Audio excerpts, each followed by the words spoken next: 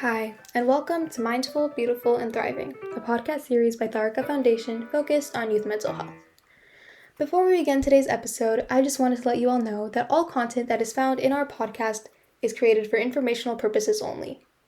This content is not intended to be a substitute for professional medical advice, diagnosis, treatment, or therapy. Always seek the advice of your physician or other qualified health provider with any questions you may have regarding a medical condition, and never disregard professional medical advice or delay in seeking it because of something you have heard in this podcast. Thank you so much, and without further ado, let's get started. Hello, everyone. Welcome back to the Tharaka Foundation podcast series, Mindful, Beautiful, and Thriving. I'm your host, Poonam, and I do have Diane Tillman with me today. She is the primary author of more than 20 Living Values education books and the co-founder of the Living Value Education. She's a licensed educational psychologist, marriage and family therapist, values education authority, and a meditator. So it's my honor and pleasure to have you here, Diane. In the first podcast series, we did discuss about living values education and its origin. It was amazing to know how this came into life. But today, I would like to ask you very basic questions. What are values? Poonam, it's a pleasure to be with you. Thank you for having me on your program. Values are an amazing thing. For many people, they're the guiding force in their life. Values are a guiding force of all we do and all we pursue. And when our values are in congruence with our actions, we are in harmony. But what are values? I'd actually like you to think about that. I find that people hold the values of peace, and the people that are happy hold the values of love and kindness and compassion. So values are beautiful things. Absolutely. I fully agree with you, Diane, on this. But I'm wondering, who has this responsibility of teaching values to our children? The responsibility used to fall completely to parents. But what's happened in our world with parents having less time with children and the much greater time that young people are spending with social media and with video games and movies, the parents are finding often that they don't have such an impact anymore. In fact, many parents have moved away from talking about values or sharing about values because our whole world seems to have turned more toward materialism and trying to satisfy the self with outside things. So this living values education is an opportunity for educators, for parents, for children to think about values and how they impact their life, both personally and in the society. Because when we're in our values, we're happy. And so today, I would like to invite parents and educators to engage with me in a values reflection exercise. Regarding your question, yes, parents certainly have the ultimate responsibility. But I think that schools could take this up as well, because living values education has many, many things that educators can do. There's hundreds of values activities for kids, be they toddlers or be they middle schoolers or university students. They can engage in values activities on peace, respect, love and caring, tolerance, honesty, happiness, responsibility, simplicity and caring for the earth and our oceans, cooperation, humility, compassion, freedom, and unity. That list of values is the list of the values units in the Living Values Education program. And so young people can engage in these activities to sensitize them to values and to also help them learn social and emotional skills to live those values. Values are so important for young people. It helps them develop happiness. It helps them know who they are. The activities help them learn communication skills and develop more awareness about who they are and what's important for life. I remember a few years ago, I had a friend, a board member of the Living Values entity in the USA, asked me to speak with the CEO of a company that did technology. He was developing all this software for communication. And I asked him, what would you really like people to communicate about? And he just had never even thought of the question. I mean, what are we doing with our lives and our communities and with the world? Do we like the way that the world is going? Do we want the world to move towards peace and cooperation and well-being for all? So values brings up so many things. And when we engage in those with young people, either as parents or as educators, magic happens. When we create safe, caring atmospheres where children can really think about what's meaningful and they find out ways to have more respect for themselves and others, happiness is the result.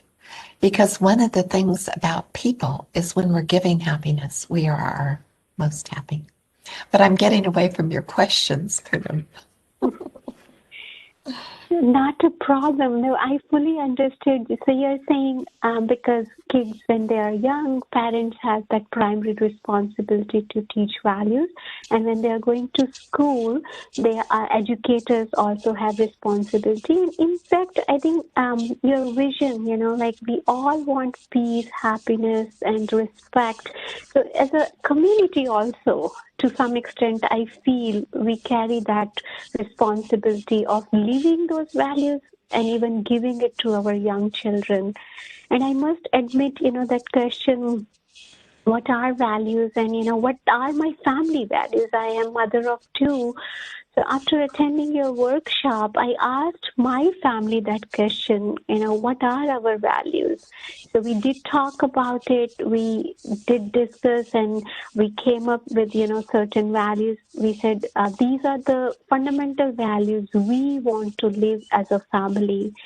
And so when you were sharing your story of that CEO, I'm sure other parents who are listening to us, they might not have done that kind of exercise with their own children or with themselves also, taking that pause and asking, what are my living values? And am I living those values in my everyday action? So it's wonderful to hear like very basic things, as you said, living value education is providing us those guiding principles and tools and methods.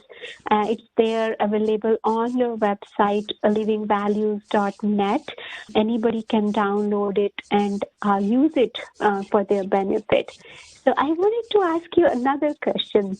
What makes living values education different to every other approach to human development? There are so many, books on self-help and self-development, but I'm wondering what makes living values education different? I think there's many things that make it different. I am very pleased to see more approaches beginning to look at the creation of a safe, peaceful environment for children. But this is one of the main strengths of Living Values and has been since its creation in 1996 and 1997. So we help parents and educators, and nowadays even regular adults in businesses and communities, to look at the components that help create a safe, nurturing environment in which people feel loved, valued, respected, understood, and safe. So the creation of that atmosphere so that people develop trust and feel cared about, the creation of this atmosphere allows students to let go of many defenses and tensions and fears and learn in a different way, not just about values, but about many things. But I think one of the things that makes values very powerful as a program, as a tool, as a method, is far deeper. And that is that we all have these values inside. I remember once I was in a refugee camp in Thailand, and the young people had escaped from Burma. Helicopters had come to shoot on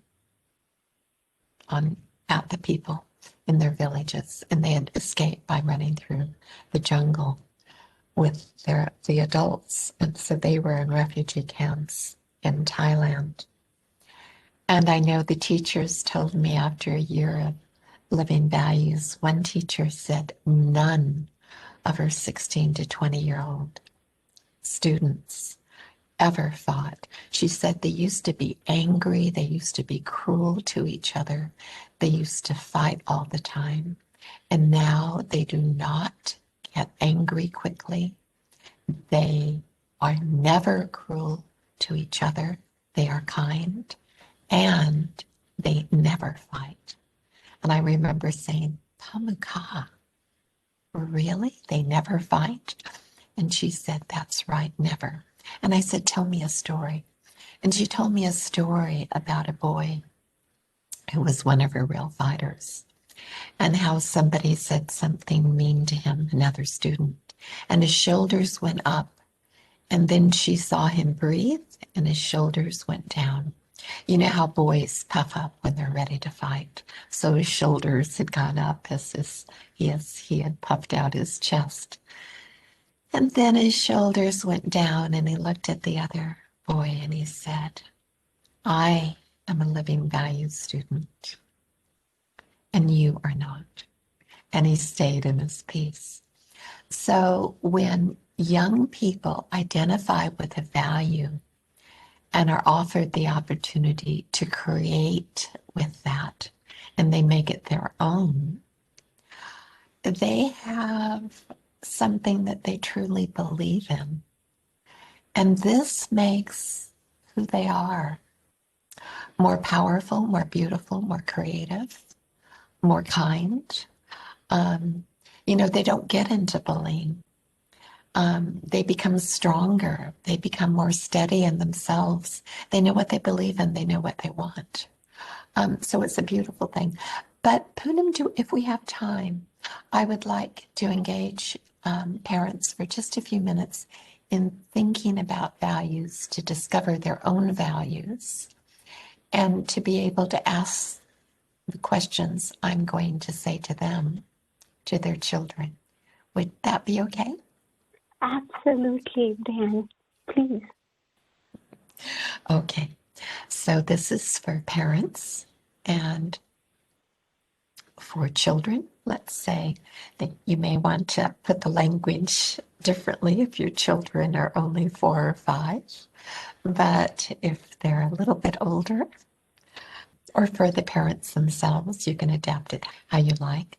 But first of all, for parents or for educators or for regular people, think of a person who has influenced your life in a positive way. What values or qualities did you see in that person that made a difference for you? You may be walking while you're listening to this podcast. But if you're sitting down, get out a piece of paper and a pen and write your response. So what values or qualities did this person who made a positive difference in your life have? Now think, if everyone in the world had that quality and demonstrated that quality or that value consistently, would the world be different? I'm sure that you answered yes, and perhaps you imagine what a world of people that held that value or that quality would be like. And now, think about the songs that you love. What values or qualities are reflected through the words and the music of those songs? Take a couple of minutes and write those down. Now think of poems and quotes and books that are important to you and the values or qualities within those. Take a couple of minutes, write down those values, and then think about the images that are important to you. It may be images of your family that you hold in your head. You may also play images of nature or paintings or statues. But what feelings, what values, what qualities emerge in you as you think of them? And then the following question for parents and for educators will take 3 minutes or 4. But think of 3 scenes in your life that were very meaningful, especially positive moments. And think of the value you were demonstrating. And if you like, think about what you most enjoy about parenting or about teaching or about your business or about moments in your community that are important to you with your neighbors. And then I want you to answer the question, what are values? And write down your own values. So everything that you wrote down that has to do with what you valued in other people, these are actually your values. But take the time to look at the list that you've created and write down 6 or 7 or 8 values that you love. And then ask your family about the values they love.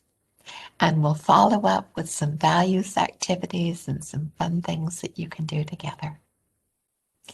Meanwhile, have a good time thinking about those values and what they mean for you. Poonam, it was a delight to be with you. Thank you so much. Thanks, Diane, and I really like this activity. I'm certainly going to do it with my family, and I'm already feeling the importance of these values in this program, how it is different because I'm experiencing it. It's not about learning, but that experience itself. And as you said, these values are within us. It's just a matter of taking a pause and connecting with myself and asking these questions. And these are my values. I am going to live my values, and I am going to give these values to my own kids and community to envision that world I really want. So that living value education is very important for all of us. So I'm looking forward to connecting with you again in our upcoming episodes where we will learn a lot from you about these living values. Thank you so much for joining us today. Many thanks, Poonam. I really appreciate and enjoy and value my time with you. Goodbye, everyone. Goodbye, Poonam. You are listening to Mindful, Beautiful, and Thriving, a podcast series by Tharaka Foundation. As part of our youth series, we will be releasing new episodes every weekend, so make sure to continue to check those out. We hoped you enjoyed this podcast, and thank you so much for listening.